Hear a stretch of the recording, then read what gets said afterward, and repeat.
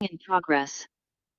Right, so welcome everybody to session 2 of CHCCDE019, Context in Community Development Habits. Right, first of all, we will do our acknowledgement of country. Jacinta, would you be able to do acknowledgement of country, please? In the spirit of reconciliation, can you hear me? Yes. Hayter Institute of Education acknowledges the traditional custodians of country throughout Australia and their connections to land, sea and community. We recognise Aboriginal Torres Strait Islander people as the first inhabitants of this nation and the traditional custodians of the land on which we work, live and study. We express our gratitude for the sharing of this land, our sorrow for the personal, spiritual and cultural costs of that sharing, and hope that we may move forward together in harmony and in the spirit of healing. We pay our respects to all First Nation people and acknowledge elders past, present and emerging. Thank you. All right, just a bit of housekeeping. Our cameras on and our mics on mute, please, whilst I'm presenting. And you can use the class participation hand emoji, which is down the bottom of your screen on reactions. We'll also be having two breaks tonight, one at 7 and one at 8, or we might discuss this about how we might have a 20-minute break and make it a longer break in the middle of the session, but we'll talk about that soon. Make sure there's no smoking or vaping on screen, please. That's around, we wouldn't do that in the industry in front of you, and we wouldn't expect you to be doing that live on camera. Don't forget, some of the content can be trigger warning. Tonight's content around community services should be quite comfortable to be with, but just make sure that you do reach out and I'll give you a list of supports coming up. Make sure that we also are mindful of our language, the way we use that and to describe things, make sure that we're listening to each other well, give each other space to share and join in. And also, please, just really this time of year, a lot of people have been ill, so just remember to make time for yourselves during the week and time out, refresh yourselves. Very important at this time of year. There's some links for if you have an adverse reaction to any information, but this information is also good for your own resource folder. So I would suggest making a folder that you have throughout this whole course that you collect information from around contacts, around resources, links to websites. You can have 2 or 3 Word documents open and keep that in a folder and start building up your own list of resources that you can utilize for people in the future that you work with as well as yourself. Right, so we're going to be looking at the social context of community development. That social context has a big fluctuation of change, and often with our work in community, we can often see changes happening within the sector around what the community sector is doing around participation, things that are affecting social welfare, change that's happening, problems that come up that can impact the communities. And often we can look at what issues are becoming a concern for our communities that we live in. So some high profile issues that attract more funding to often make projects in related areas more likely to succeed. So social context of what's happening, funding When that funding is linked to a high-profile program, often that will happen and stay with the program. When there's more low-profile activities happening and they're not being as seen as much in the community, often that funding doesn't stay. So that actually affects the communities in the long term as well. So what we're talking around here is, how do we attract funding to all different types of contexts in communities around projects? And how do we bring attention to making projects in related areas more likely to succeed? So as a high-profile issue in a community development, what would you think would be a high issue present in your community or district? So here's some examples around drug and alcohol use, domestic and family violence, youth crime, public violence and crime. They'll be all the ones that social media plug through the news every night on Facebook, on your other social media websites. They're the ones who are getting the most attention.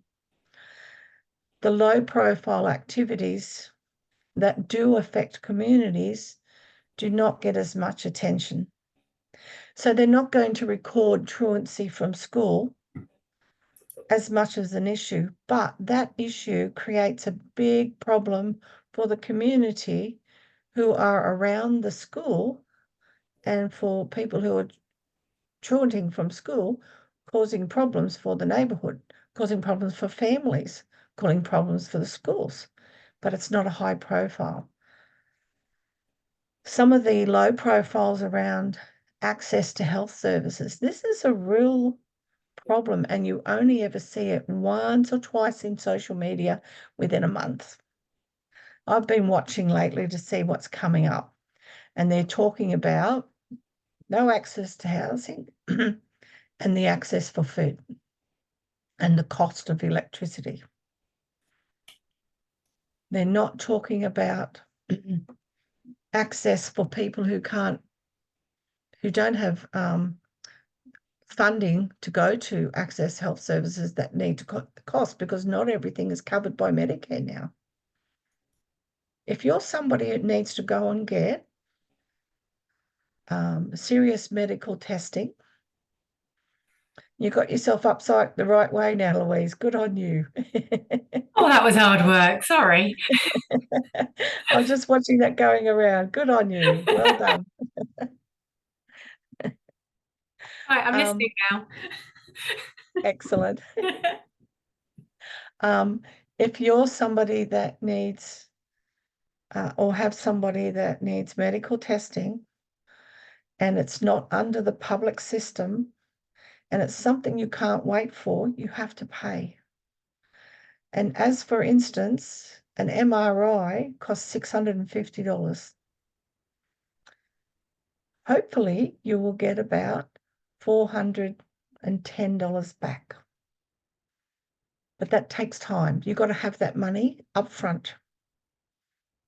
So for improved access to health services really needs to change in that process, that people do not go and get these testings done or will put it off and wait to their own health detriment.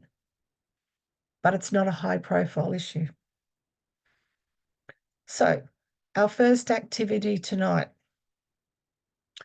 what are high profile and low profile issues in your community?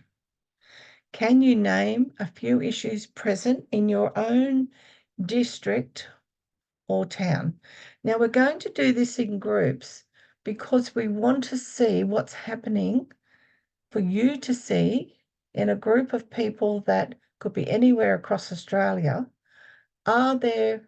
Is there a major theme happening? Or is it different per district, town, regional, state, community? Let's have a look. So I'm just going to pause record here. For those of our learners at home, please take a moment to think about what's happening in your community. What do you see social media or news media promoting, and what's really being reported by your local radio, your local police beat? What's happening that you hear of? Good exercise for you to do. So let me just pause record.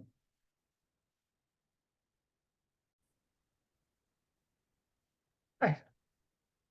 Just a few more to come back in from the group.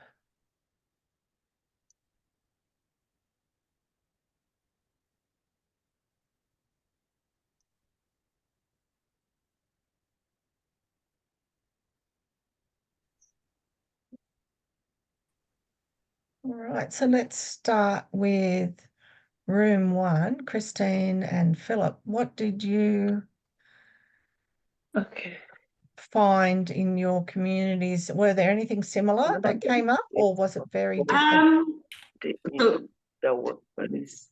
The one thing that Philip raised in the area that he lives in, not in his particular town, but 15 kilometers from where he lives, they're having massive problems with power, like a lot of outages. And I mean, temperatures at night drop to -5 degrees. And he says it's causing havoc. And he says they just keep talking about it, but nothing's been done about it. Yeah, and then in terms of commonalities, we said basically in terms of high profile, domestic violence is probably right up there at the moment. And hopefully kind of, something will come. The fact that it's being high profile means that hopefully something good will come of that, and that there will be more funding thrown at the problem. Yeah. And then we talked obviously about the whole housing crisis and the fact that, whether you're buying a house or whether you're renting a house, costs are going up and up and up. And, we talked about, the fact that there's a massive, the divide between the rich and the poor is getting bigger.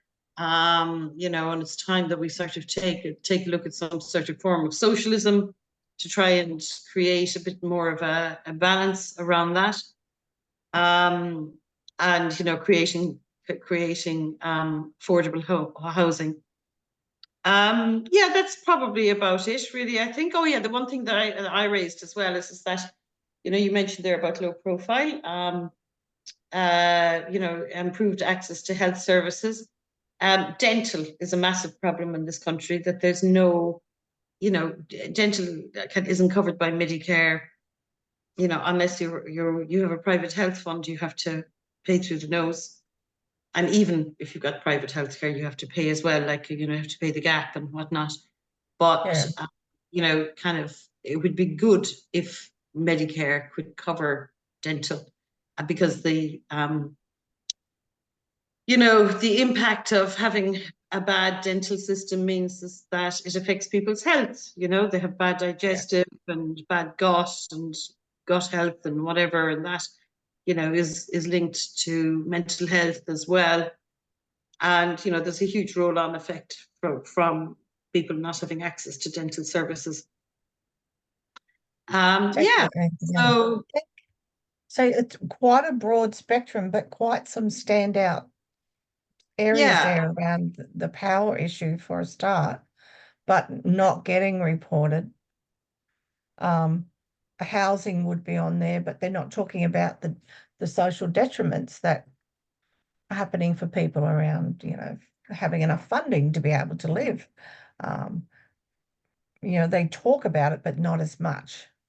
And dental, when is the last time we've heard people talk about dental?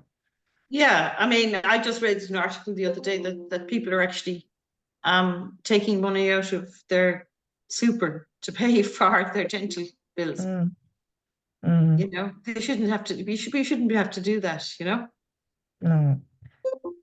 On that point, though, and I know some hospitals do it. They have dental hospitals. They have dental clinics at the local public hospitals as well.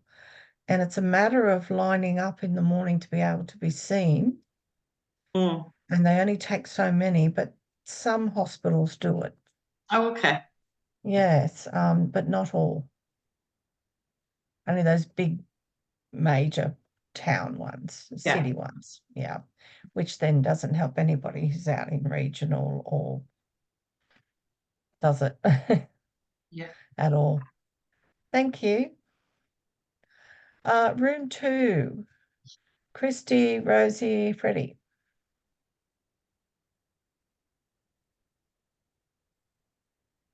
Hey, we come up with a few things. They're generally the usual across the board: youth crime, homelessness. I did think after our discussion about the GP shortage and bulk billing when it comes to access to health services. We've got a big problem. I'm in Bundaberg with, even when you find a GP, your GP then leaves because they're only locums. And a lot of people need to build trust in a GP before they continually return to them. So they lack their visits, they don't go regularly, which just causes other issues down the line for the public system. Yeah. Some of the lower profile was sports clubs having less registration numbers, which is mostly a cost issue. At one point, those numbers dropped because kids were spending more time on the internet than they were outside the house. But now, even those that can afford it, even those that want to can't afford it. And, you know, kids at some point used to play 2 or 3 sports per child, and now they're down to picking one or just doing school sports. And that's a real balance for a family to have to be able to say, well, I need to pay $350 fees for that child. If you've got more than one, then you've got uniforms, then you've got to travel.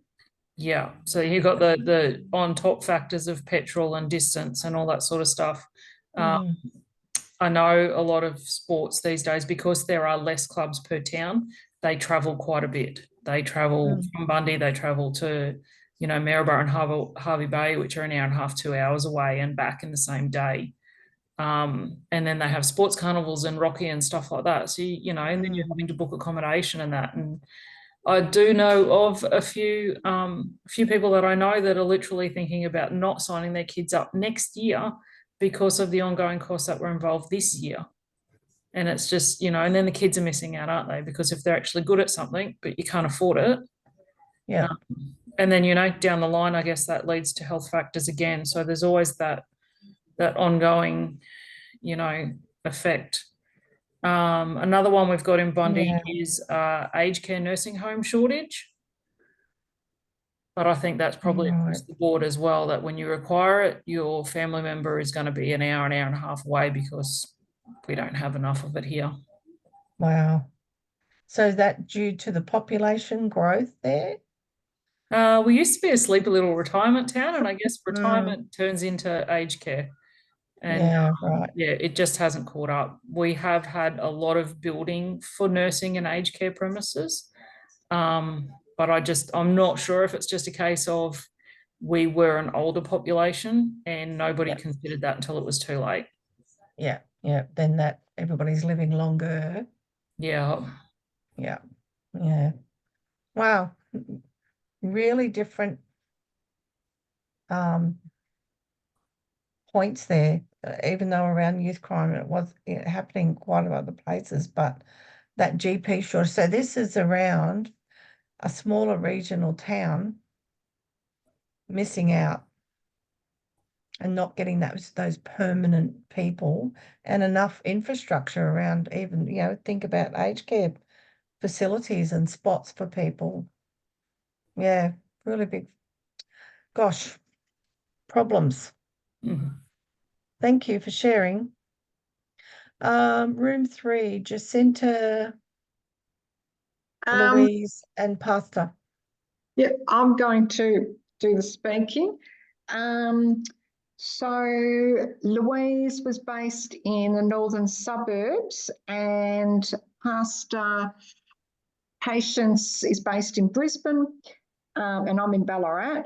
So Louise was speaking about that at one of the DV shelters, they haven't had their funding cut, but they didn't get expanded funding as as was announced.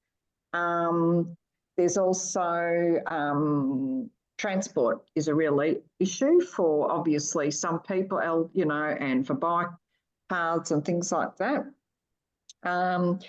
In Brisbane, there's been, like Ballarat, housing shortage. Definitely for social housing, it'll be years before any of that's built. In Ballarat, we have got quite a large, a visible homeless population. There is and in the other one in Ballarat was probably lower profile, but it was dealt with. They've got now was youth behaviour, antisocial behaviour at our main bus stop near Coles, etc. So they have police, what are they called? The police support officers, PSOs, go there and, because I think a lot of elderly people were a bit nervous. So you have got, quite a bit of antisocial youth crime, etc. But, that we have in Ballarat, a lot of good community service groups and organisations, so seem to pull well there. I think that was it. Excellent. But interesting around the transport and that an issue, a need was met by the community and something was actioned by the community support services around the police being more present and yeah. No, it building was up good that safety. actually. That's great to hear. Good to hear things are happening. One thing, going back to this one, I looked to find out the biggest issue, and I took it as in what's in the newspaper at the moment. So I looked at the local newspaper, and there are so many other issues, but are they highlighted to the community? Maybe not. Exactly. And Yeah. that's a shame. And this is why we're doing this activity. This is your awareness in your community, how this will affect people you're working with. And even though they're not high profile, the funding won't come in for these things, or very minimal, or you don't get expanded.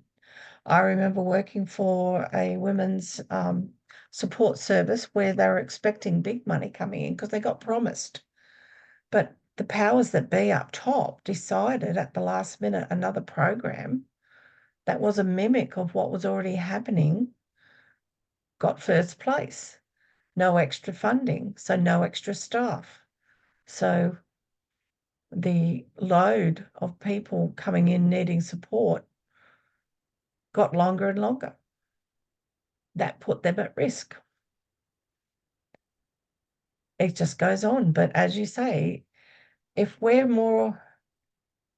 hearing these things, they're not so much put in to the community's face in that sense. They might be part of things in news, but for us to be more aware and on the ground, these things are happening all around us.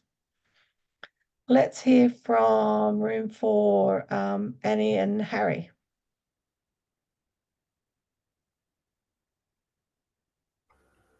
Hey, yeah, we talked about a couple things. Obviously the youth crime and the drug and alcohol abuse and the homelessness.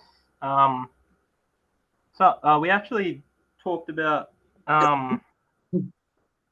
another because of the rental crisis and the rise in everything which leads to more homelessness in Perth where I live. So yeah, we were talking about how it could get even worse because of the people moving from Sydney and stuff where it's super expensive there. They're coming to Perth to get cheaper housing, which is leading to even less housing for the people here. Yeah. And it's a battle that keeps going on, isn't it? Yeah. And another one for my area, I guess, is that there's no train at the moment. There's no trains until 2027, I think they said, is when they're going to be done with the construction they're doing, but means there's a lot more like buses and stuff that they have to use, and then obviously there's not transit guards on them, so a lot more bad stuff can happen on those buses. And yeah, I guess a low profile, like something that's not really talked about, is that which probably leads to a lot of the youth crime and homelessness and drug addiction, is like the high population of Aboriginal people in Armidale, where I am, but the lack of like facilities for them. Yeah.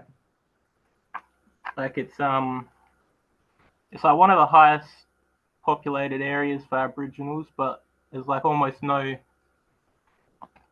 support systems or in place. That's really, really poor infrastructure coming from the district managers and the council, the politicians. Where's that money going that's supposed to be going towards supporting First Nations people right across Australia, and it's not getting to them. It's the same as it's not getting to certain parts of the health system or people with low incomes. Yeah, very good point there, Harry. Good point. Thank you. Thank you. Kay and Kelly. Okay, so I'm going to talk on behalf of myself and Kelly. We both came, youth crime is both pretty high in Queensland, where Kelly comes from, and I'm from Ballarat, which Jacinta mentioned before. And yes, youth crime is very, very high, and there's no help in either places. But I did actually hear on the local news today that we are actually, we've been granted some funding for the homeless for housing. So that's a plus. Wow, that's good. Yes. I can't remember how much, but it was a fair amount. So which will be good for Ballarat. And is that building more accommodation? Yeah, so they're I think they said eight new housing. So yeah, so they're going to be, I don't know whether they've got access to these houses or they've got to build them. I wasn't really, because I was on my way to work, but I just heard that they've been granted the funding, and I've gone, yay! That's really good. Yeah.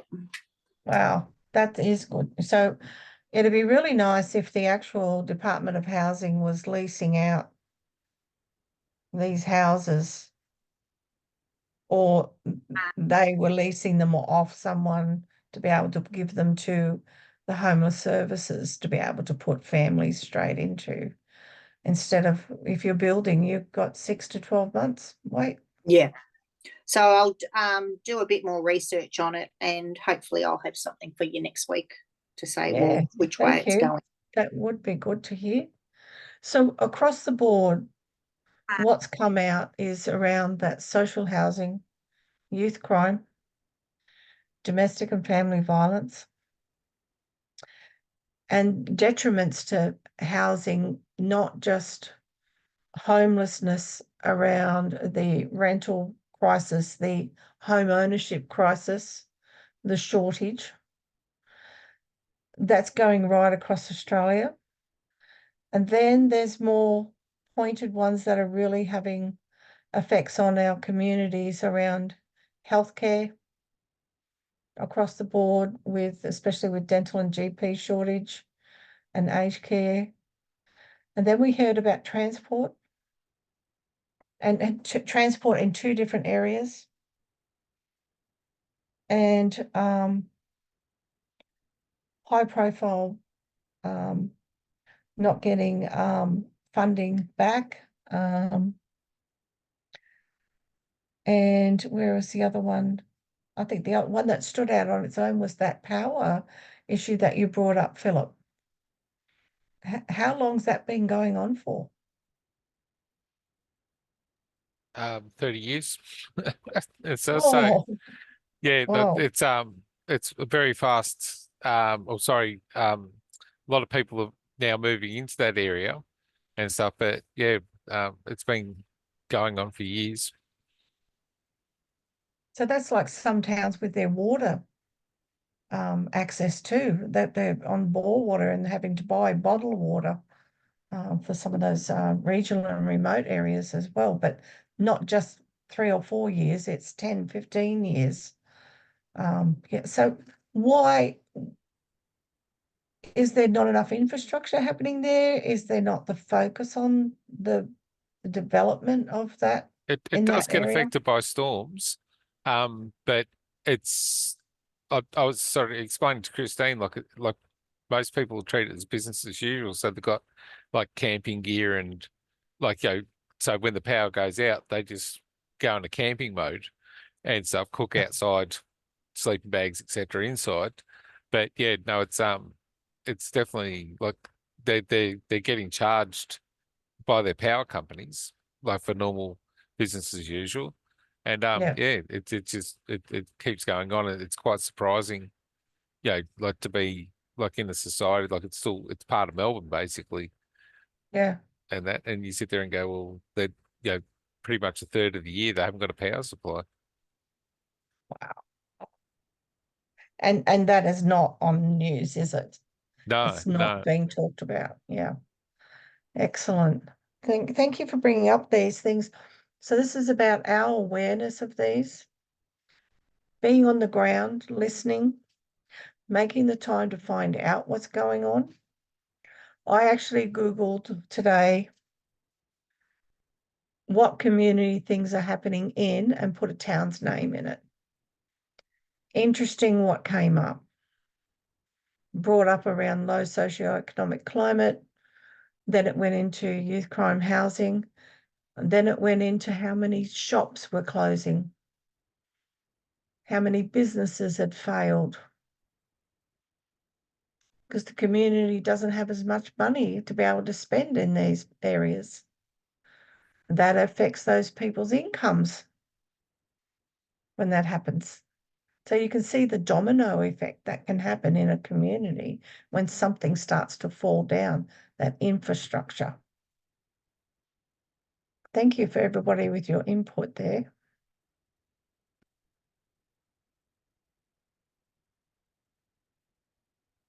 So community issues do matter, and we need to be more aware if we can, or that we're on the ground, our ears open, understanding more what's going on for the people that we're supporting.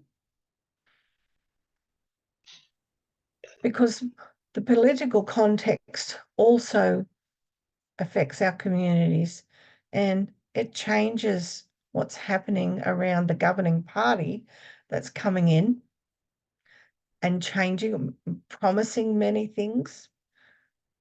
Vote for us, we'll bring this in.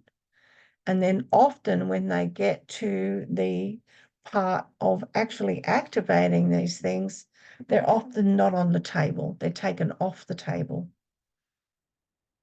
And that then also can affect their party's preferencing.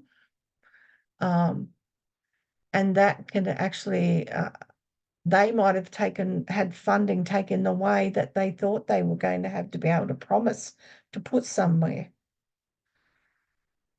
which just compounds and compacts the things that are happening in our communities, and it just layers up the issues.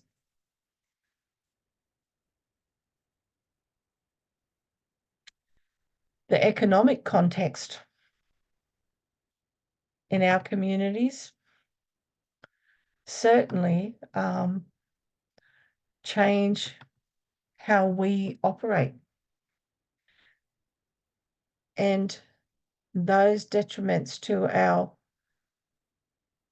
community services, health services, sporting services, homelessness services, domestic family violence, access to GPs, access to electricity that stays on for a whole year and not 2/3 of the year.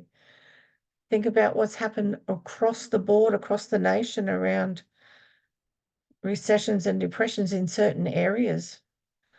The funding cuts that have not gone to smaller, remote areas around building infrastructure. Natural disasters that we've had across the country that are now costing communities thousands and thousands of dollars to build up that infrastructure once again. And it will take years and years to get that semblance back. Now, with community development, to try and change some of these things that are happening is around, there's two types of community development here, and that contemporary community development can be around assets-based approaches and rights-based approaches. So to combat some of these things that are happening here in our districts, the assets-based community development looks at that all people in the community, including businesses, organizations, or the individuals, they have the skills and the abilities and the experience too, don't forget, in order to make a community a better place to live. So every community has natural resources of space, resources, and a strong community can actually identify skill sets. And that is about mobilizing its assets here. And there is a model called ABCD model that has key dimensions to it. And it's about discovering and mapping the local assets in the process and detailing resources and strengths in the community. So we're looking at talents and skills and knowledge of people. What are the new capacities that our community could take on? What associations and businesses are already in place, and how are we connecting and working with them together? How are people building relationships? How are people linking people with the asset, with the knowledge and the individual to bring them together to create another resource? What are we doing around project work? How are we taking personal action for finding areas that we would like to change as well? For our communities to change, for us as workers out in the field, if we see problems, why not turn that into a new opportunity? Discover who is in our community that has resources. This is where neighbourhood centres are great. Local community centres, even at your local council groups, your local your Lions Club, your other community service work clubs. They have resources of people that have skills. And if there's a problem, why not create an opportunity to bring the resources together? And instead of the problem, we create new happenings, new opportunities that can arise from a problem. So for some of the areas that are suffering from youth crime, they've actually brought in some of our First Nations areas, brought in elders, youth work specialists, government people, the police, the local youth community service centres, to try and all strategize ways of how to support youth and how to make communities safer. That's working in some areas. but that's when everybody's coming in and bringing resources together. There was one happening around Brisbane where the local township lost a mother on Christmas Day, and the youth crime that was hanging around the shopping centres. So the local shopping, all the shops actually got together and decided that they would pay for extra security to come on board to keep people who are coming to the shopping centres safer. So those shopkeepers took action because they weren't safe where they were. The neighbourhoods didn't feel safe. So at least at the shopping centre, they created something that made people feel safe that they could go to. That's action. That's a problem. And an opportunity was seen to make a difference. That's what we can be a part of.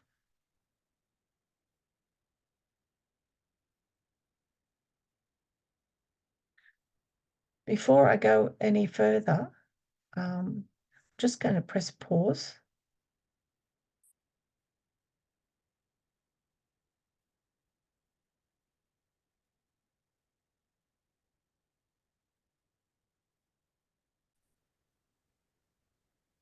All right, so first of all, what is assets-based community development? What does it look like? What can we learn as workers on the ground from that? How does that actually look different to a needs-based community development program? How do we define the difference when we're working on the ground? What is gap-based? What is need-based? What is asset-based? So let's watch this video and it will give you a background idea on what the assets and what it takes for people to be a part of. So I'm just going to press pause. So for those at home, the resource will be in your links with the recording.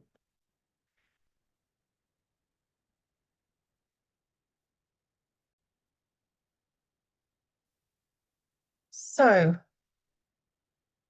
what stood out for people from that assets-based recording? If I can speak, I like the fact that he said we build from what they have rather than what they don't have. And I think because whenever there's a disaster, you see how communities come together. And I think I like the fact that he's saying we don't rely, there's those gaps where the government will fill, but that you've already got all these things at the local level that people can do, and to focus on that, I think that's fantastic. Yeah, it was a good description of what goes on, wasn't it? Very, very good. Louise? He talked about not taking away from what people already had, so empower them. You would use the word agency. But it really about building what they've got and they drive it rather than somebody coming in and taking over. And using the talents of head, heart, and skills as the resource base. Love that comment, because that's what can make the difference. That's how people can come together and share that. I like the way you talked about that service-based. It's instead of fixing, it's about agency and empowering people to be able to not be dependent on systems. You can step up and make the change. So you can be a part of the change and be proactive with it as well. Working with people, what people already have, making that grow.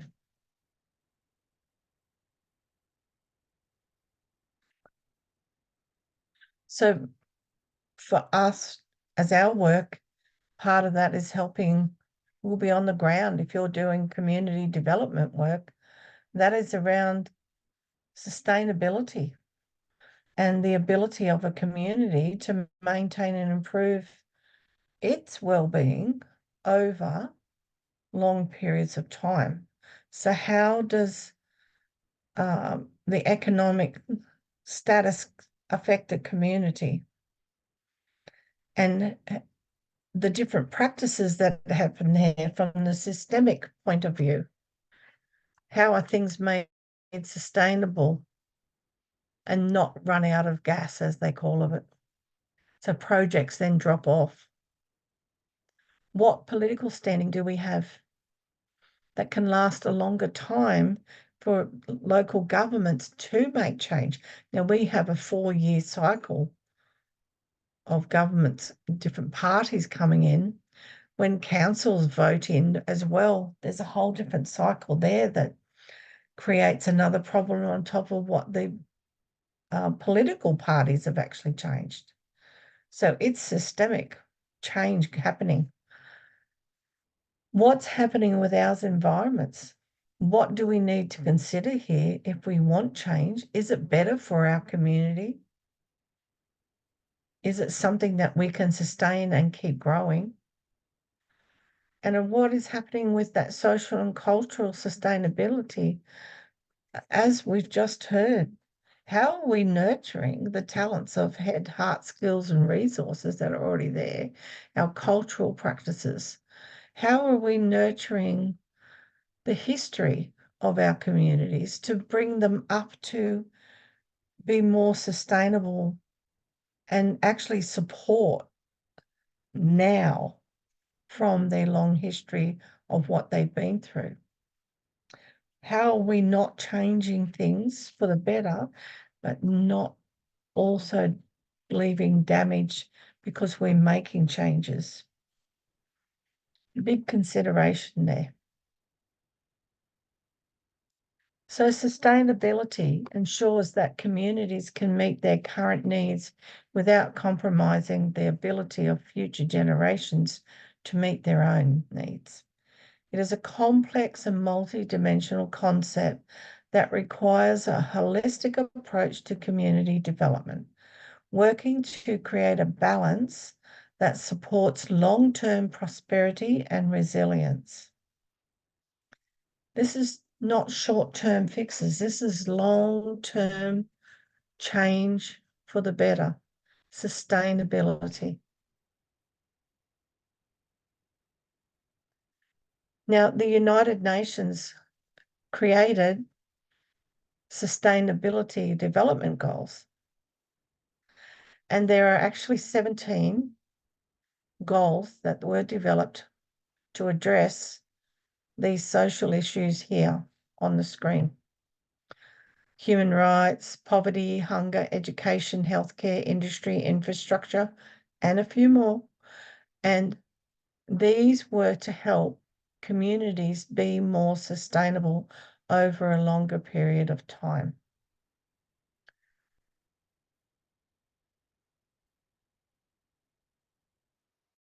Now, that was something that they decided that would then go for the UN nations across the world. Let's have a look at this, and then we'll have a look at the goals that they created.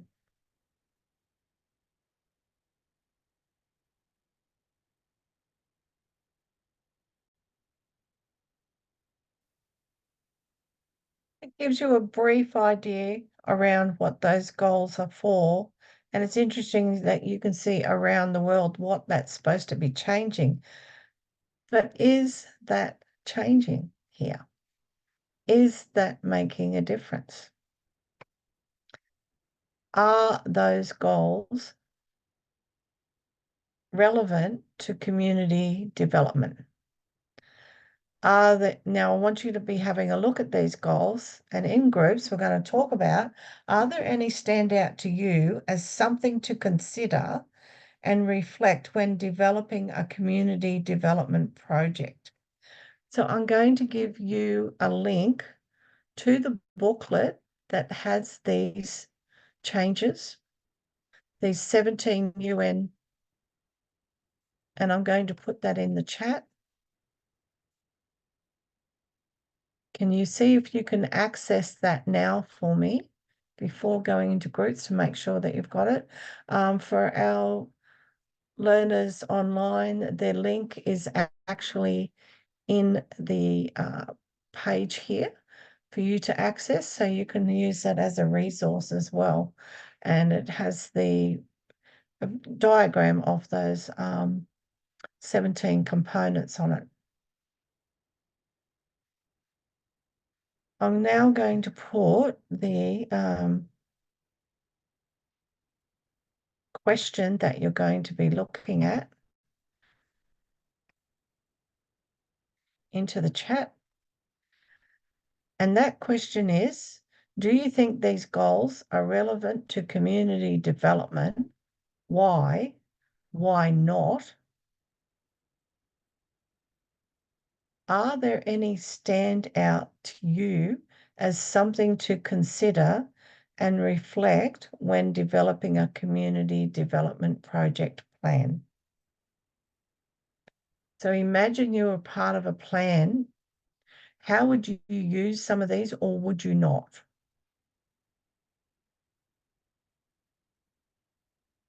I'm just going to pause recording here and make these groups. Right, welcome back, everyone. Well, we're nearly all back.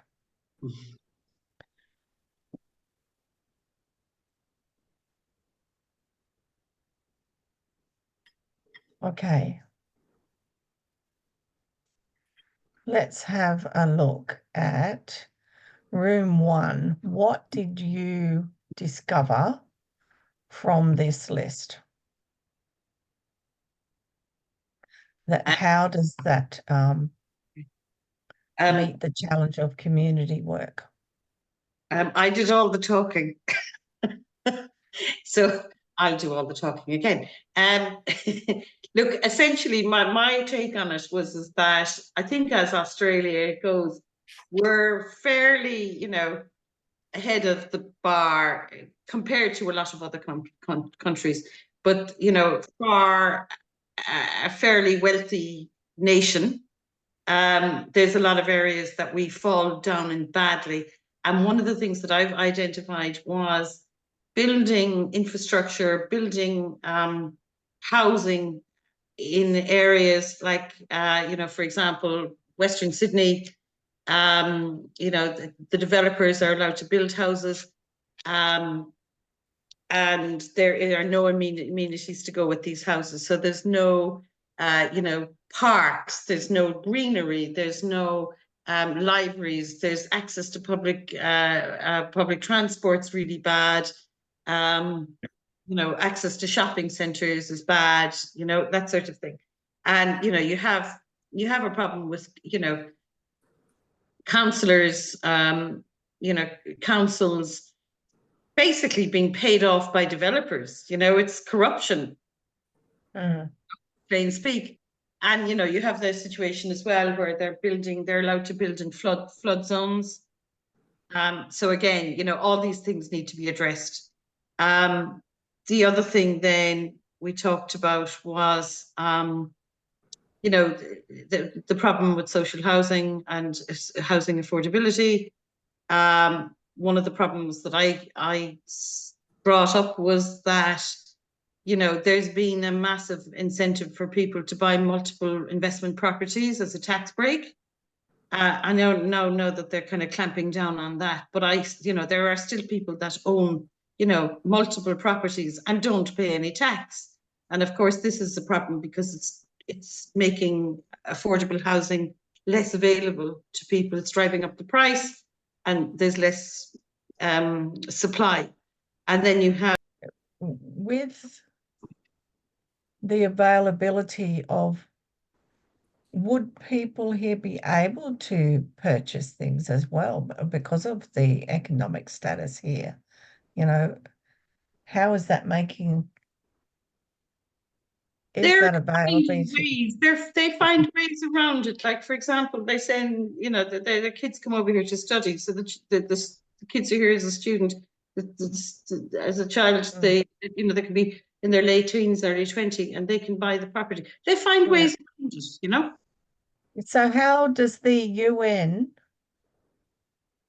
the 17, what one of them would this relate to? It relates to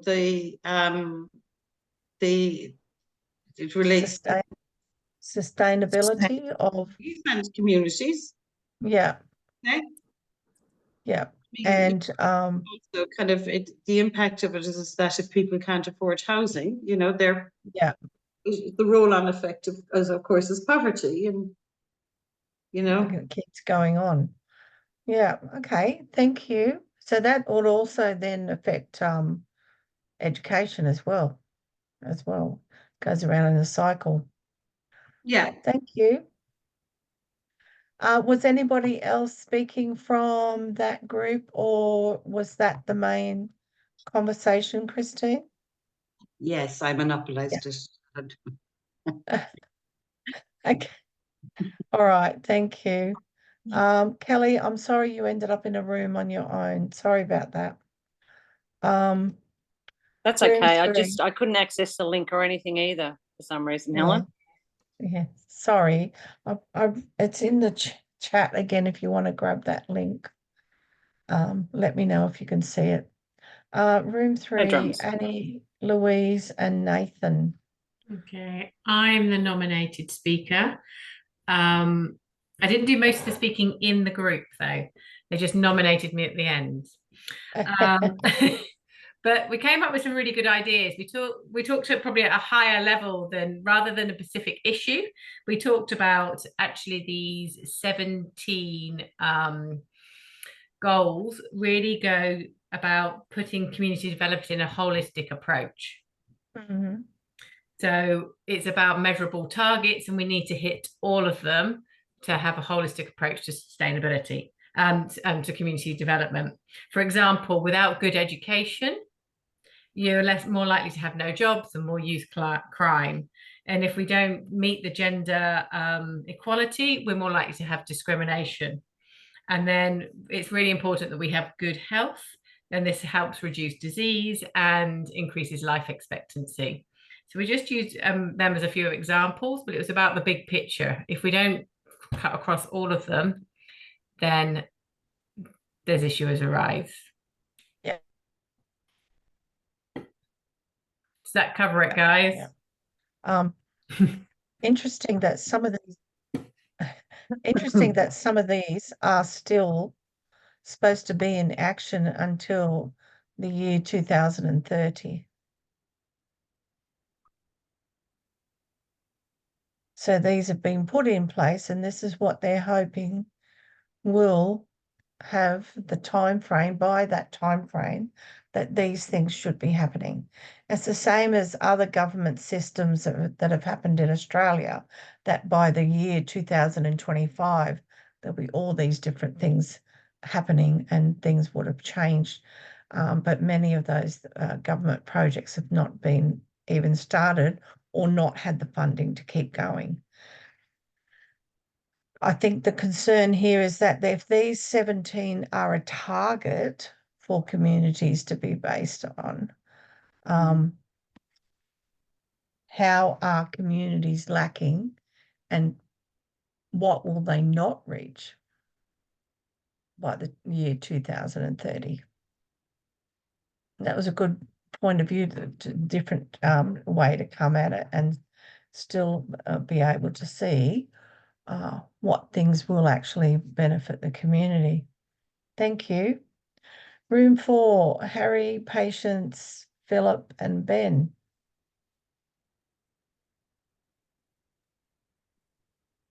I'm happy to speak if everybody's okay.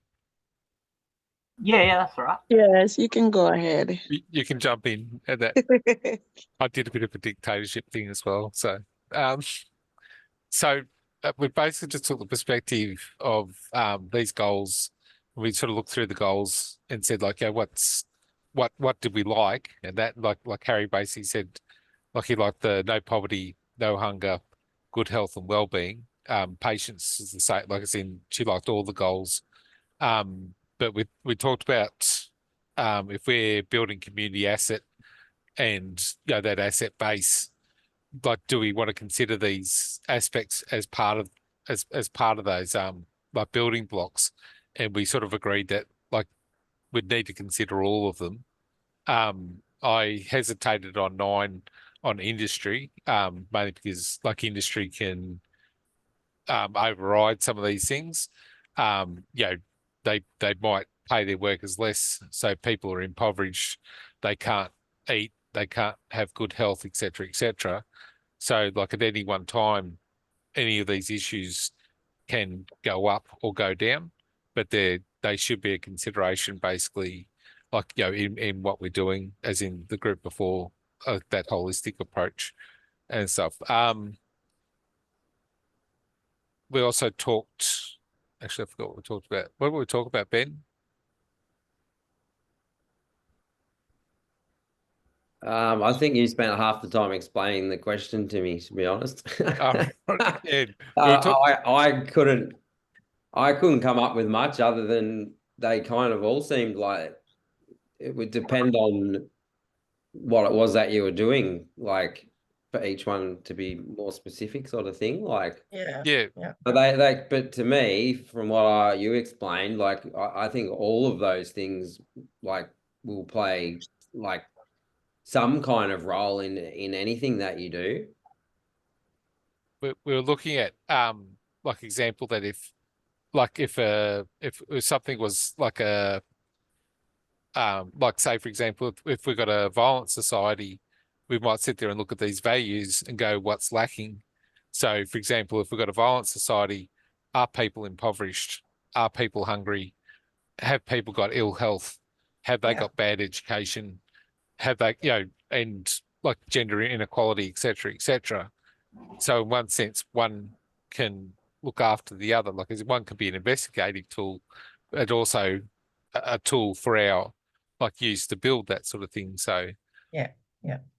And that's also a tool for you to identify on the ground as a worker, all the layering up yeah, that somebody and that complexity that's there. and that can be from an individual to a society sort of thing. So like it could be small and it can be big sort of thing. So exactly. Well said, Philip. Great work, people.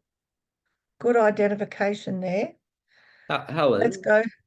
Sorry, Helen, what about like if they say something negative, like like I don't know, there's stuff to do with the climate, with I don't know, some governments are making it hard for farming and stuff like that, which is pushing up the price of food, which is going to make zero hunger harder. It's going to make good health and well-being harder. It will be possibly increase poverty. exactly. And these are these aims that the United Nations wants to happen across the world, but their goals, they're not, you must do this.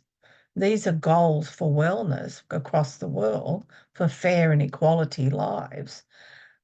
It's a standard that's trying to be set, but it's the same thing that's happened in Australia, that we were going to reach the goals of having no poverty and homelessness by 2000, and I think the first one was 2022. Well, we went past that, and we're now, heading towards the 2025 goal. And even though the government's putting more money into it, we're not reaching these goals that they identify as the gaps in the needs of services within our communities. So we're having these goals set, but we're not doing it together. Not all of them. And I don't honestly see how we can do all when we have the complexity with how people live. Let's go for a 20-minute break. See you back just after 8 o'clock. And that's it. No child should live in poverty, 1984.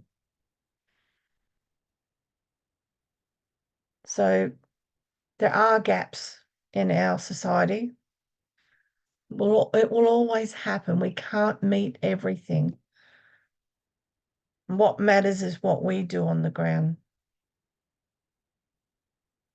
And if we can do one small thing, that's a change for someone.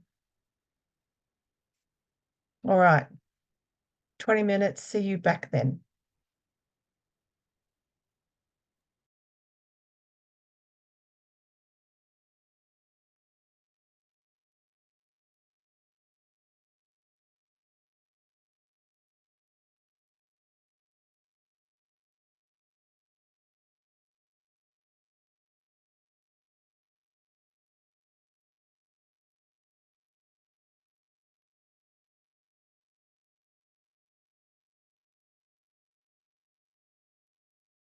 Okay, let me go back to share my screen.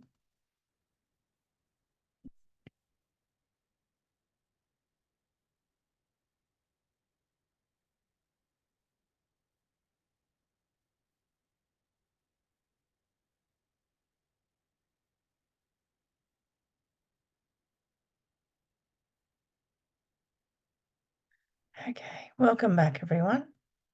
Hope you had a good break.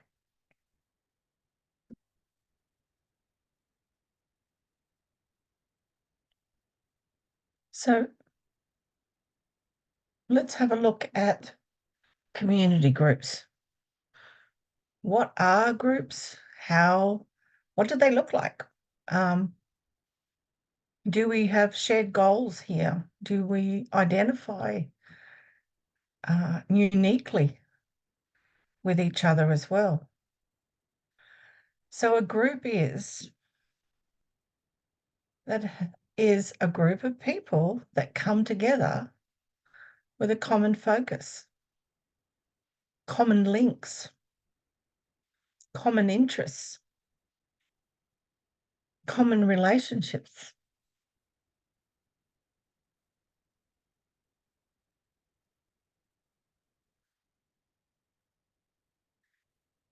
Group dynamics. We can look at, observe a group dynamic. We can look at our own classroom, the dynamics of difference that we have here.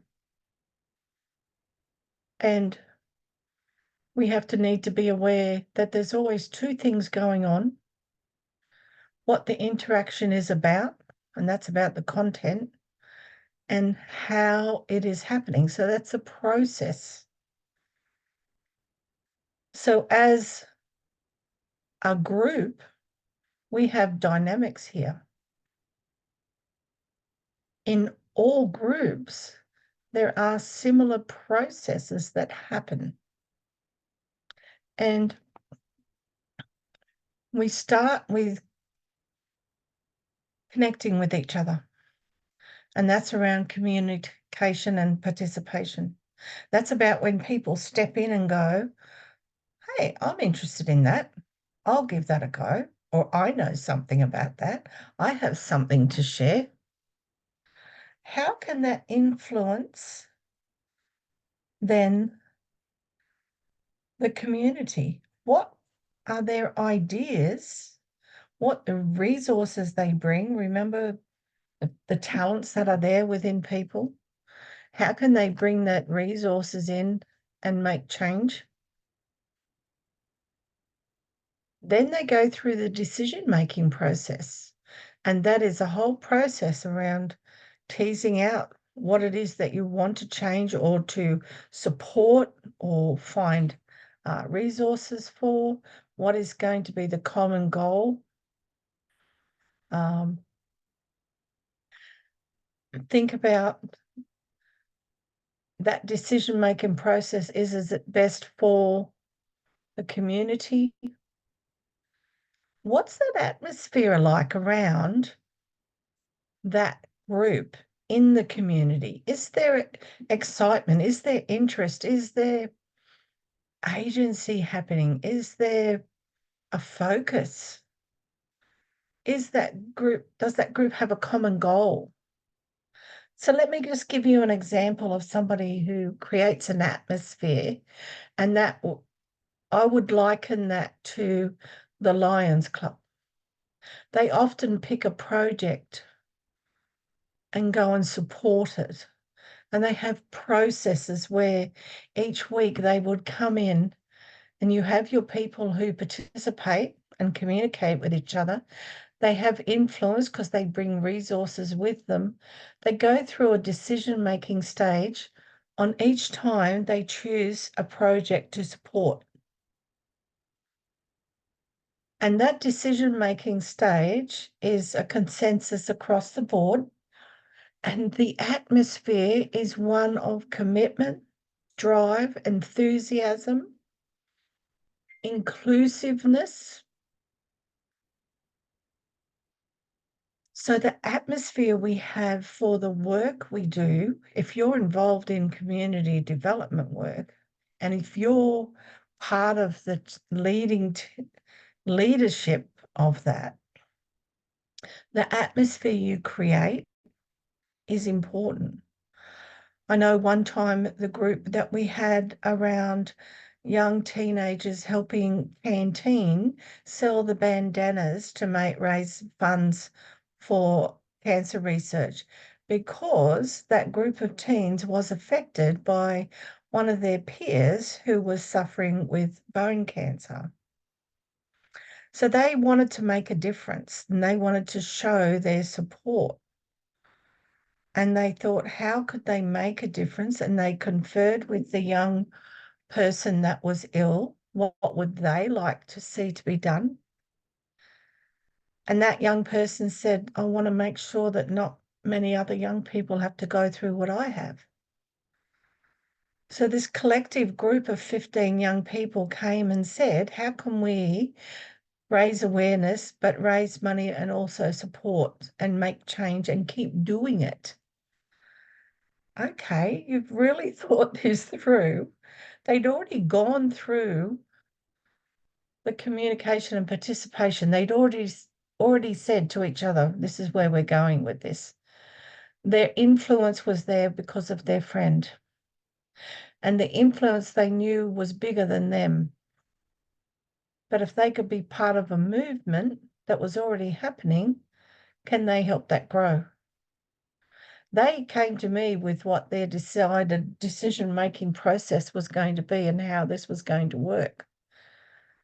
So I had to then try and create the atmosphere. So that atmosphere for them, and as well as do the documentation for them.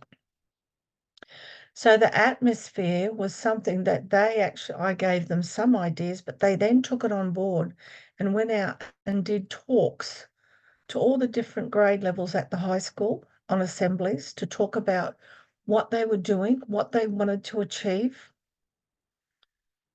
the reasons why, and how this project will happen every year, as long as they were at the school, and they wanted to pass it down to the next lot of leadership people coming through. So it kept happening. It didn't stop with them. Big future ideas these people had. Young people between 14 and 17. They ended up selling around $1,500 worth of bandanas every year. And then when they'd left school, they actually came back and mentored the next group of people. The interaction, the influence is so important. This side of the circle, the group dynamics is so important. These stages are natural progressions once things are in place. This side of the wheel is where the action really happens and that enthusiasm can then take place. Think about the groups that went out and did crisis work, the cleaning up after the floods. And I can't remember, I still never get this right. I think Christy knows who I'm talking about, the mud team or the mudmobile. I can't remember what they were called. But they came in and they were helping groups who had homes flooded, that these people came in and helped drag out everything out of homes that were ruined to try and clean them out, the shopping centres that were ruined. And these people came on board and influenced and created an atmosphere of other people wanting to come on and help as well. Might have been the Mud Parade, I think it was called. And many towns ended up carrying it on. And a lot of that reaction came from non-verbal behaviour. The greetings, the smiles, the encouragement that came. And then the processes go through this.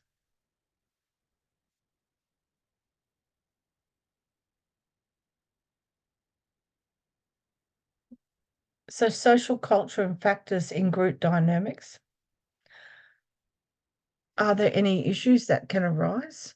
Of course. Education levels, culture, age differences. But age different, Mud Army, thank you. I knew I was getting there somewhere. Thank you, Louise.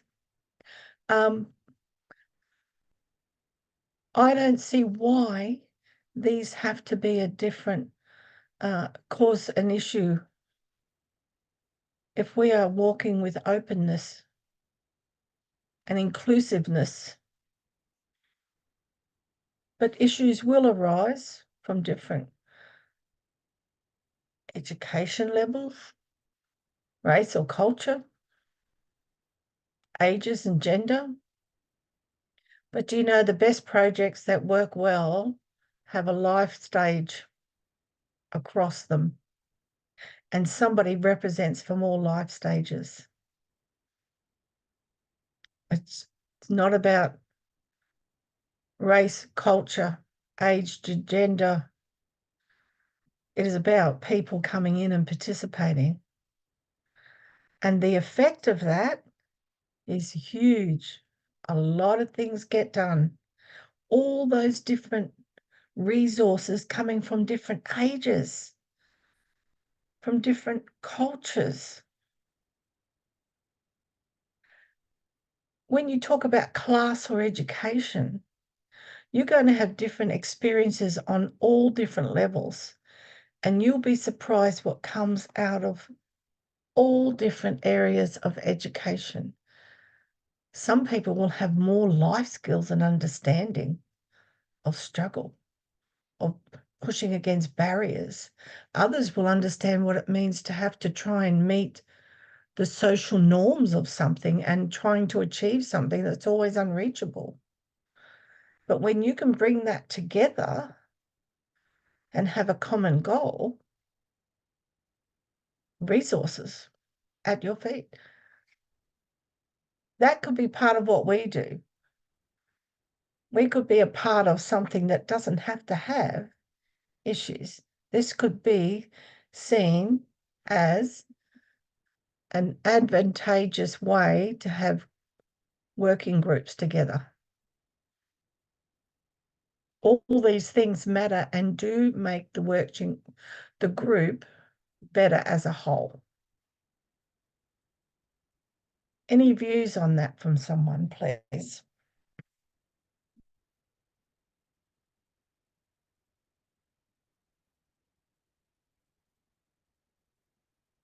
No points of view on that?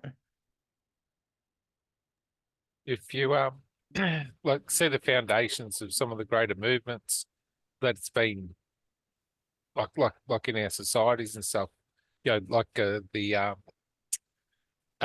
like after the Port Arthur massacre, we had the Madeline and that. So, and like simple concepts and ideals basically can expand and help our society. But it's also bringing in like the values of all, and that, you know, yeah, I could just think of 1,000, but not specifically one at the moment, sort of thing.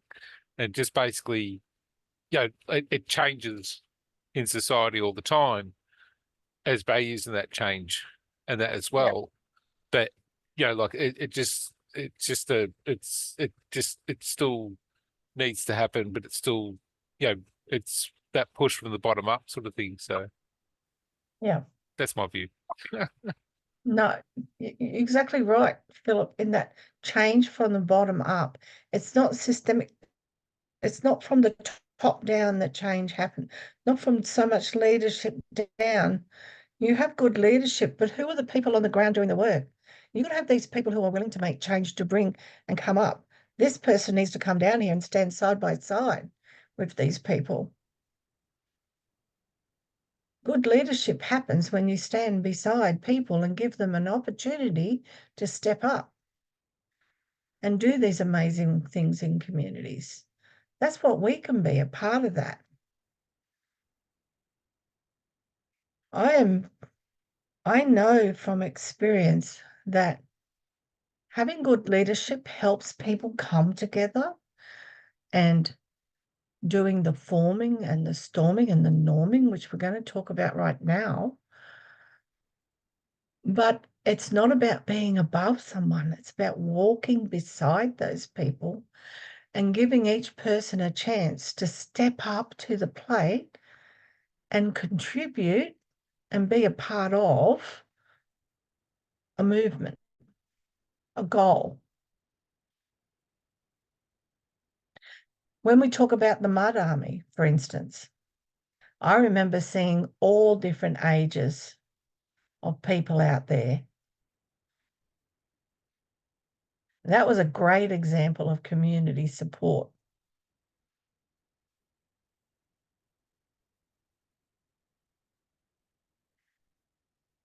To have those groups do have functions, and there are tasks for people to do, and there are tasks that helps build those relationships as well.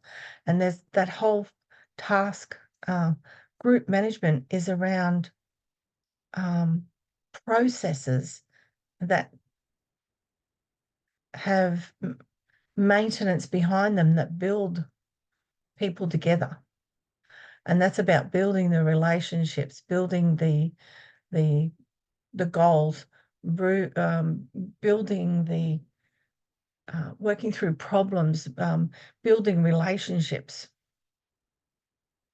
And when you have tasks to do, those tasks of setting up groups is around the initiation stage of defining what the problem is, what is the goals that your group's going to have, how are you going to then seek information on that and give opinions.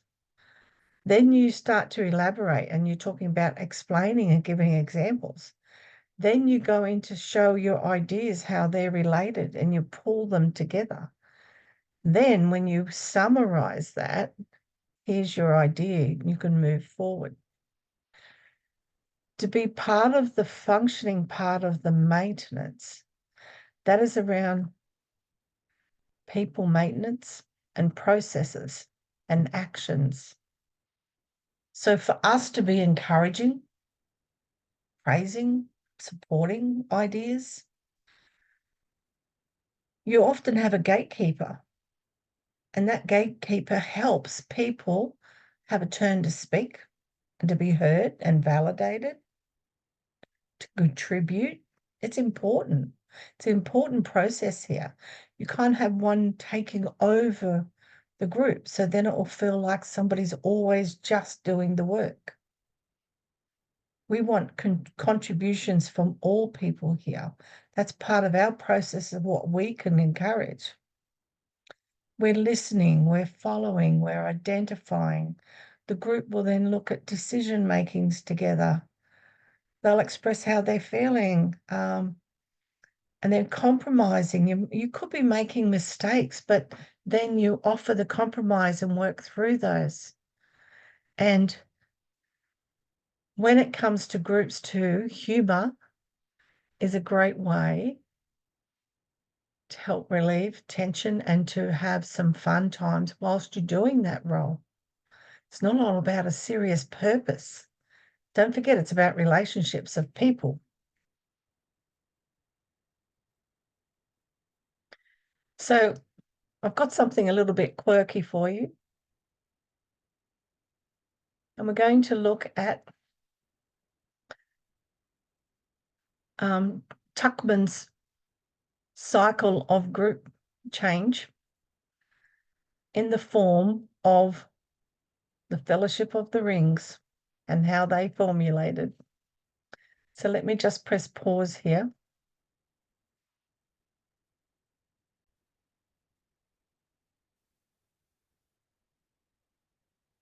Concept here is that the forming, the storming, the working together, the goal, the mission. Who'll put their hands up and help? And then as you can see, going through the end, it can be hard to leave groups that if it's a one-off type of project, but that does not mean that another project cannot grow from that. And that's how different things can keep changing and evolving. If you're involved in community development, it doesn't just have to start around one task or one piece of change that you want or something that you're driving for change. There can be another opportunity from that. And I've seen that in action. And it's amazing where it can take people if you want to step up and be a part of something. If you want to just come in once and be a part of something and step back out, that's awesome. You've been a part of something that's moved and changed something, or you've been able to support those people reach those goals. Stepping in one time and stepping back out and seeing how it felt might help you down the line when you want to help again. But when it's community processes, these things can just keep evolving. It's about the person, the goal, the identified need in communities, how much we want to give of the head, the heart, the skill, how much we're sharing of that. What can we bring as resources? Who do we tap into as extra resources?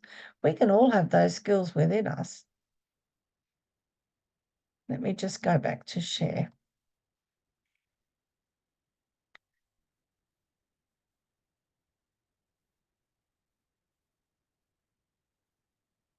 So characteristics of effective groups. So as you saw from that clip, seeing that change happened and a general agreement of where they were heading on that journey, it's certainly important to have a common sense of purpose. So everybody understands where that group's heading. And being open and being able to communicate with each other respectively, watching our language, keeping biases aside. Remember our duty of care? Keeping those biases aside as part of our duty of care in our community work. Thinking about how we have inclusiveness practice. We can build identity around the cultural group coming together. We could have our own customs and beliefs and celebrations.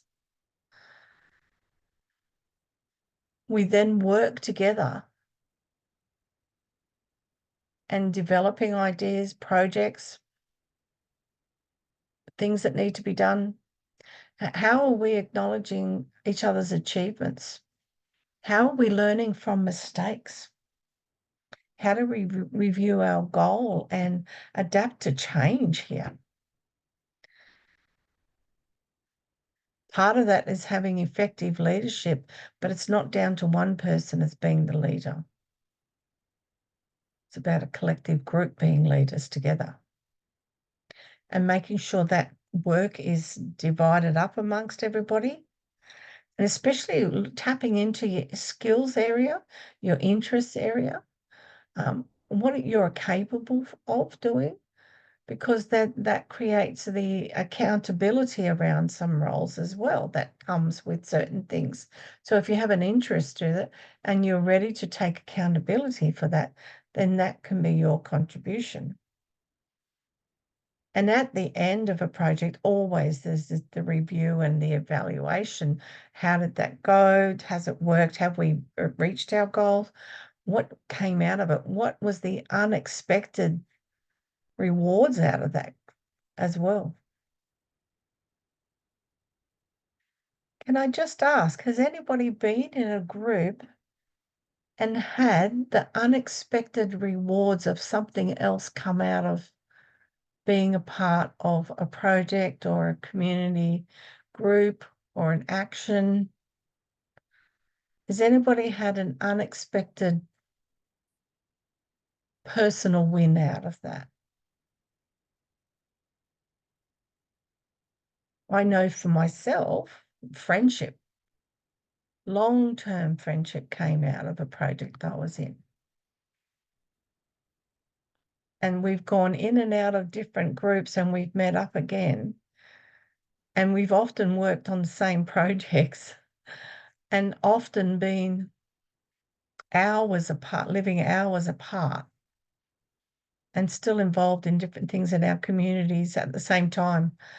But that friendship stayed.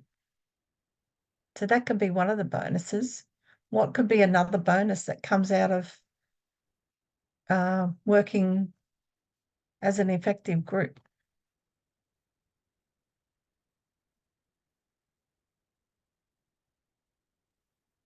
I found like our colleagues can become soundboards. So Yeah. like in those initial groups, like although you go on and do other things, but they're also people who can, like run ideas, like collaborations, problems, like it's like having an independent a third party sort of adjudicator. Yeah. Because often you do need those sounding boards, don't you? To look at identify things of where you're heading and or issues or strategies or Yeah, not everything's just a straight path. So in that sense, no. Sometimes you might have a, in a collaboration, basically, you just in your head, you might have something, bit of doubt. So you just sound that off with somebody and go, hey, what's your thoughts on that sort of thing? And usually if people know you from your decisions before, they can sort of guide you as into go, yeah, that's a good idea, or no, maybe not, sort of thing. So, and it helps a lot. Definitely. Yep. And I love those brainstorming activities that you can do on boards and whiteboards and bring in and then just invite ideas as they come on through the process, and people can keep adding to it as well.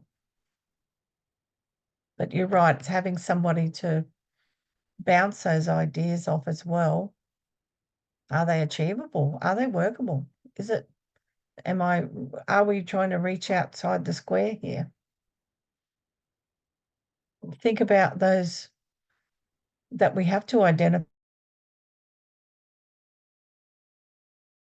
concerns and goals and priorities and being transparent about that. And this is where you can bounce ideas off each other as well. But we have to also make sure that we don't have one person controlling the group, like the temperature of the group, the gauge of the group as well, always taking over what others are saying. It's about inclusiveness here.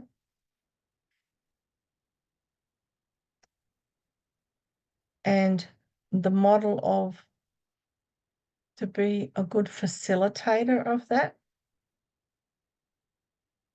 is around actions that the group's focused on.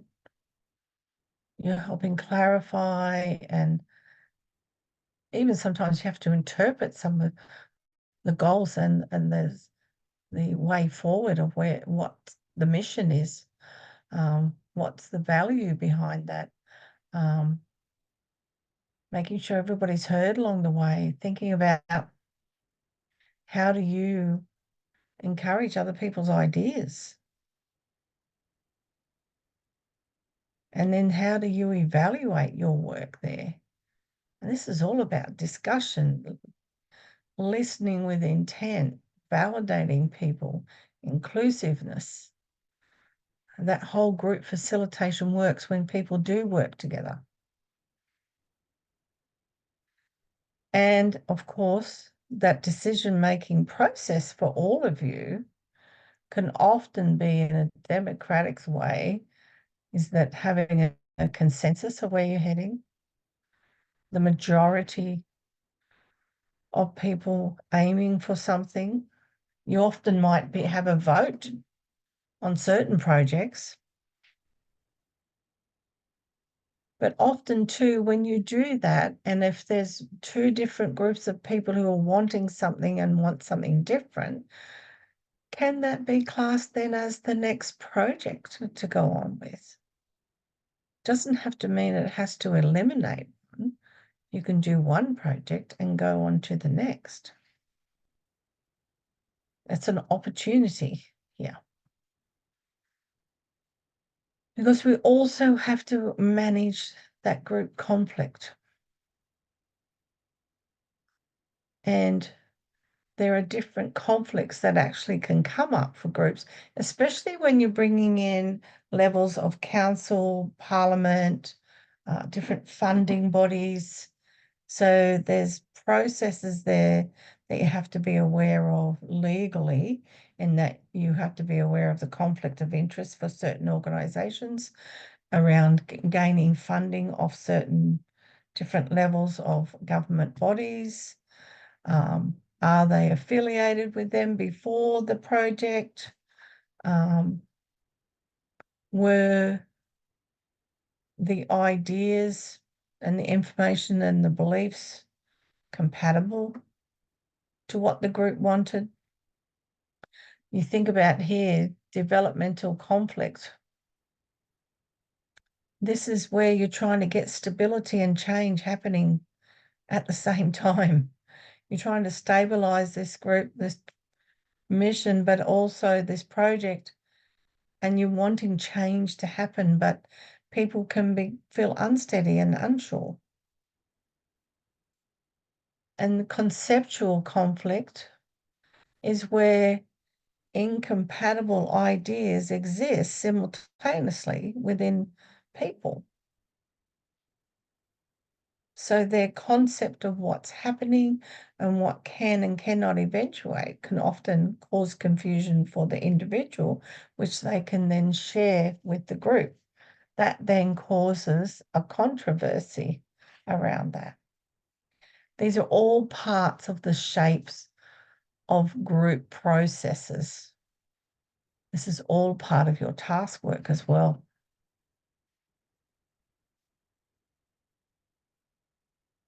How are you managing that conflict?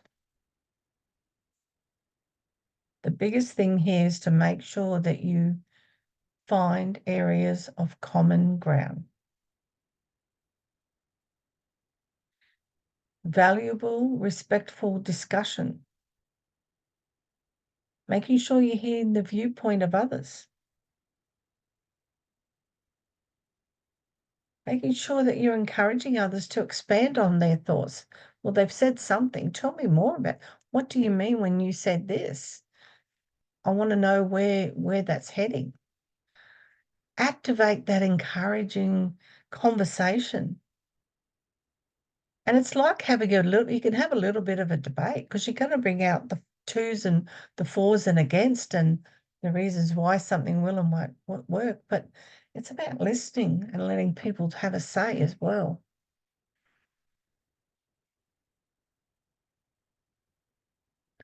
But there's some things around conflict that can be difficult to resolve. And there'll be certain individuals that might be very influential in their thinking and driven around one opinion, and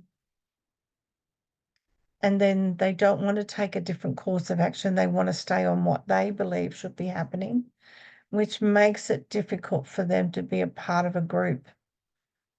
And that can undermine the processes here of group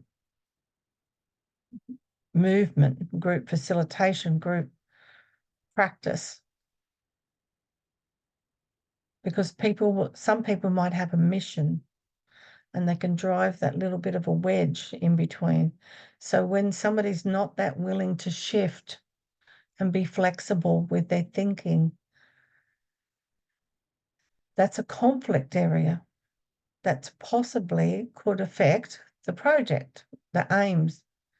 That needs to be a discussion separate to identify why they're so focused on only having their course of action followed and not willing to be flexible around others. But this is not about that one person. This is about a collective group, remember. So that possible conflict there would need to be worked on. And as a group, you can do that together.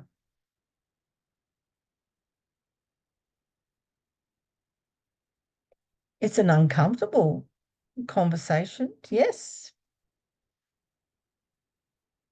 But it can help build an understanding of the purpose of what that person wants to aim for. Can that be evolved? Can you help them see a bigger picture?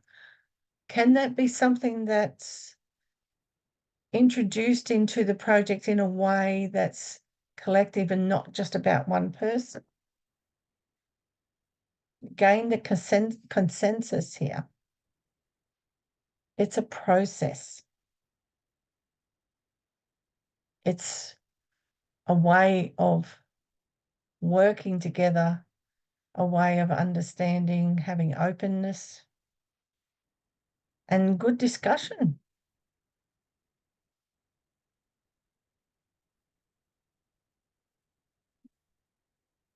Assessments. We've come to the end of our session 2, and we're going to talk about assessments. There's only 2 assessments in this task, in this module, but task 2 has 3 different parts to it, and it's quite a big project. We're going to talk about it tonight and hopefully put some action into process next week, because we need to be looking at working groups here. So let's just have a look at task 1. There's 14 questions on community development. And those questions ask about the stages of group development, the processes of ABCD, the processes of storming and norming, what does it mean to be assets-based, needs-based, what are the differences here? And there's 14 questions that you'll work on with task 1. Task 2, we have 3 parts. So you're doing a research project and an analysis on a community group activity. And you're doing creating a part of a development plan, and you'll have a chosen topic here. And for part A, you research and analyze the needs and priorities of one community group to develop a community development plan. That could be about the choice here is domestic and family violence, dependence and addiction, young people at risk, career planning, housing and homelessness, and health and well-being. This is a community project that you're creating.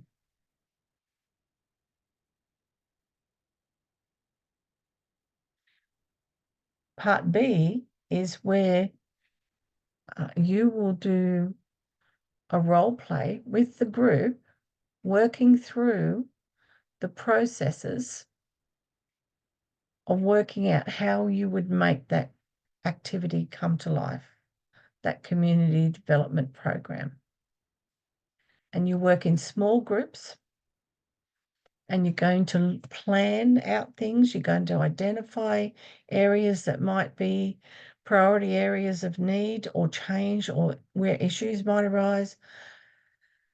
It's how you listen to each other. It's how you strategize with each other. It's how you validate each other. And part C is where the group comes together and then advocates for a community group and presents the proposal to gain funding from a certain person from First Access, and you present it to this person to try and gain the $5,000 that you need for this project. And you have to put forward your reasons why your project is worthy. These will be done in teams. Part A is where the information all comes out and is teased out together. And this is where it's going to be good that you can organise times to get together and discuss that. There's sections in the task that you need to fill in around the priorities, the goals, the resources that you'll tap into, how things will happen, what the community will develop, benefit by, who are the key stakeholders in this process. So part A teases out all of that. Part B is around how you step in together with a team and discuss those ideas, how you can make things happen. How are you going to use communication within that team and get it out to the community? Who will do what processes, what projects? Who will contact different people? Who will gather resources? And then you come to the stage where you're presenting that to gain the funding. This is about researching a project area of interest. As I said, I gave you those interest areas there around, pardon me, domestic and family violence, dependence and addiction, young people at risk, career planning, housing, homelessness, health and wellbeing. So you're working for First Access and you're identifying something that's a social need in your community. And this could be an issue that your community is facing. So that could be around homelessness. How are you going to contact people? How are you going to conduct your research? And you have tasks along the way to fill in questions as well. This is about teamwork, discussion, open planning. So I would suggest that you also use your Zoom account to be able to even meet up together as a team and do work together. For now, I'd really like to see you start with your task 1 and getting task 1 out of the way, because a lot of those questions in the quiz will actually give you some identification of some of the things you're going to need to know for forming this group development committee. You're like a committee getting together and planning something to benefit your community. You've identified a need. Now, let's do the process of putting something into play. up to the point where you have enough information and resources from research to be able to present to get the funding for. Now, this will be done. We can either start to work on the groups now, or do we want everybody to get task 1 done and let's do the group work next week? Or do we want to start looking at groups now?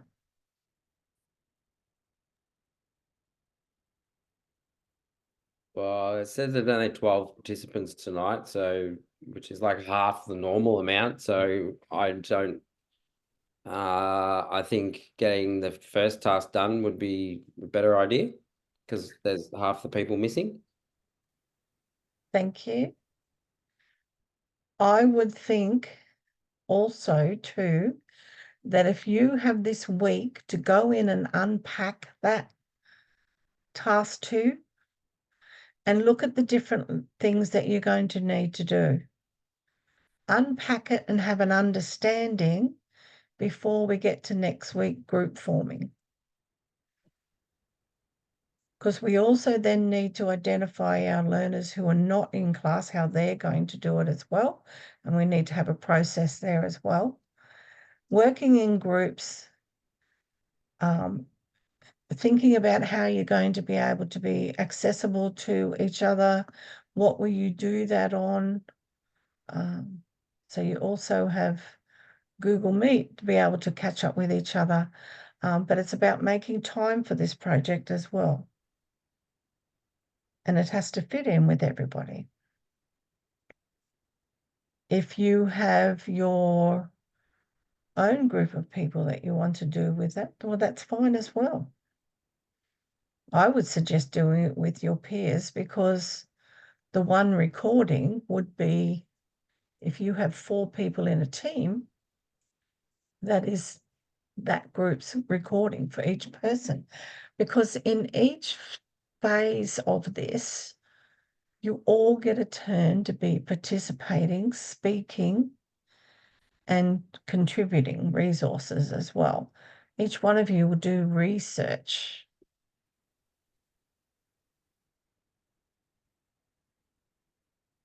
But to have a bigger understanding, I really need you to unpack that task. So when we come to it next week, you have an idea of how this process is going to work and the time that's going to be needed to connect with your peers to do this. And that's going to be all your organisation. So you're running a community project here. How do you form? How do you storm? How do you norm? How do you move forward? How do you tap into resources? That's going to be your research. Who's going to research this? Who's going to research that? You're dividing up activities to each group. You're not leaving it to one person to do the work. One person might start off the process of sending a Zoom link out to 4 people.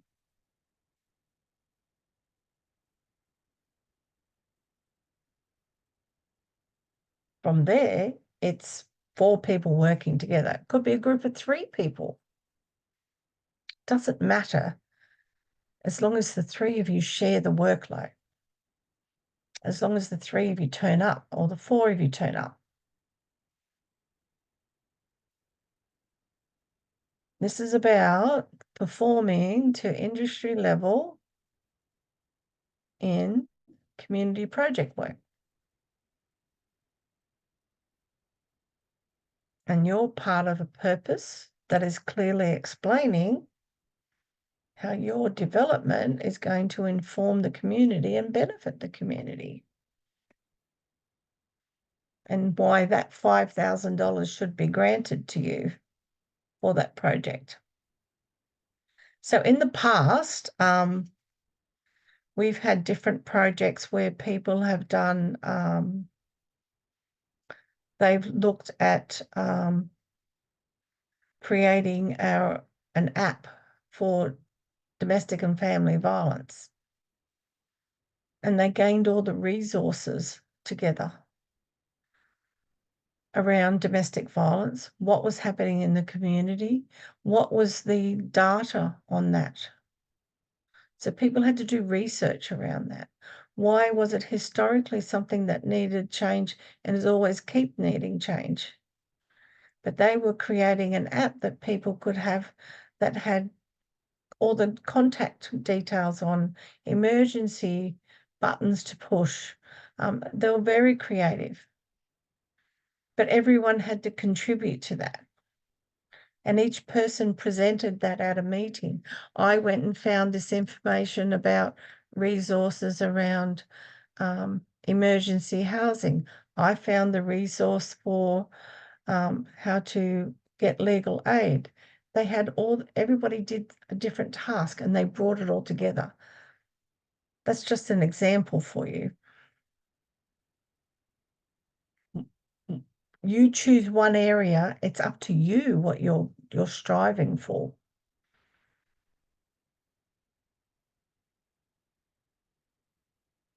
All right, let me just stop share there. So I really, really would like for you to unpack that task to come armed with some knowledge, some base knowledge, some background knowledge of how it's structured, and use the knowledge that we've had from tonight's session around how we're going to form it, how we're going to have the input done by each person. Because it's not going to be fair that one person has to drive getting people together. Let's get this started. Who's going to do this? You all have to share that process.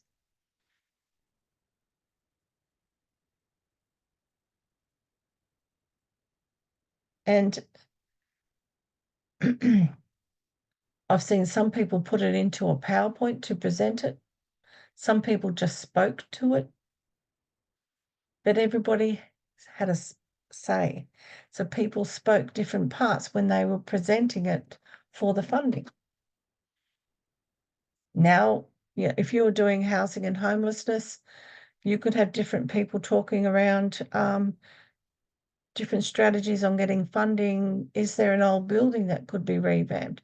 Other people talked about tiny houses, communities, using shipping containers. Other people used different things around gaining support for people to be able to have furniture and goods in a home, how they were going to access that and where the resources were coming from. But each person spoke to it. But the main part, that first meeting, getting together, what are we going to do? What is the project going to be called? Why are we doing this? What is our mission? What is our goal? And that takes conversation from you all, because that'll bring out your interest areas.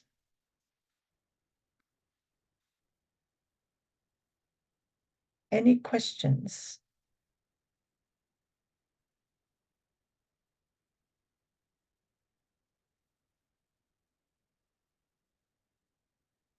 I can tell you this task doesn't have to be bigger than Ben-Hur. It's just a process. The first meeting is getting together, discussing ideas. Then you will do the paperwork for the first part. And you will all do that together in a meeting. You'll be filling in that form together. There's part A done. Then you make a time to get together to bring back some of your resources and discuss that together. Do we need these resources? Who's going to search what? Because that first meeting teases out and opens up all the possibilities of what you might be needing research for. There's also forms for you to access on First Access around communication policies. I think there's quite a few other things there that they ask you to download to operate from, even consent. So make sure you have all those ready before you get your team together. That's why I want you to unpack this task 2 and make sure you read all the way through it, gather your information from first access. So when the team's ready to meet, everybody's on the same platform. Yes, Jacinta? Can I just ask, so are we choosing the topics and groups, or are you just going to put us into the topics and groups? No, it's going to be a democratic. So you will choose the topic. You can choose groups. We will talk about how that group forming is next week. Next week. Okay. Thank Because you. we also need to decide, is it me going 1, 2, 3, 4, 1, 2, 3, 4? Is it put your names into a hat? Is it people nominating, going, okay, first 4 together, the next 4, who will now step up?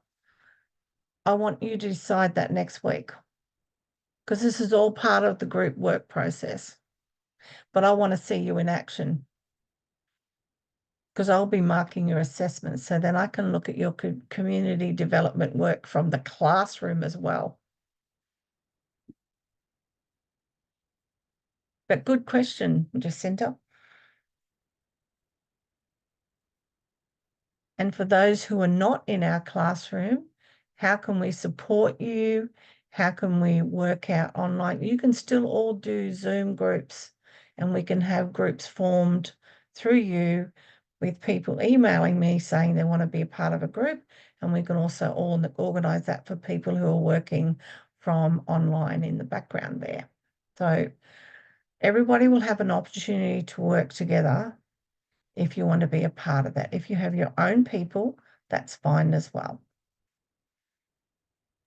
Helen, Yes. you know, it might be an idea to think about creating a spreadsheet and then doing it, like sharing it through, you know, the way you can share spreadsheets, like, you know, and then we can just sort of say something like group 1, like kind of an availability. It could be sort of, say, Wednesday evening or something like that, or, you know, like for 2 hours from 7:30 till 9:30 or something like that.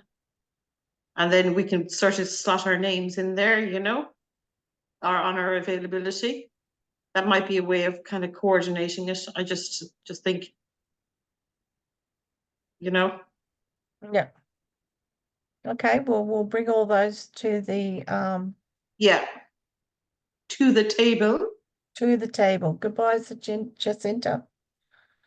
And look, and I think it's going to be around our topic of interest too. How many people are interested in that? And yeah. But yeah. Yeah. So maybe we go through there. Group into 3 groups talking about domestic violence, 3 different groups, another one talking about homelessness, something like that. Yep. Because it can all be on the same topic, because you're all presenting differently, but you know, what are the interest areas? So do get on and have a look at those interest areas that they provide for you to work from. Yeah. See what they mean, and dare to do something different and do something out of the norm. Good night, Louise. All right, everybody, have a good week. Don't forget, you can contact me. I'm back on board now. I've been away, so if you have been trying to email me, I have been away. I'm back on board fully on Thursday, and my email is helen@hayderinstitute.edu.au, and there's now more Calendly spots opening up as well for trainer support. Good night, Kate. And so don't forget to access those, and we'll see you all next week, and stay safe. Okay. Thanks, Ellen. Bye. Thank you. Bye-bye. Thanks.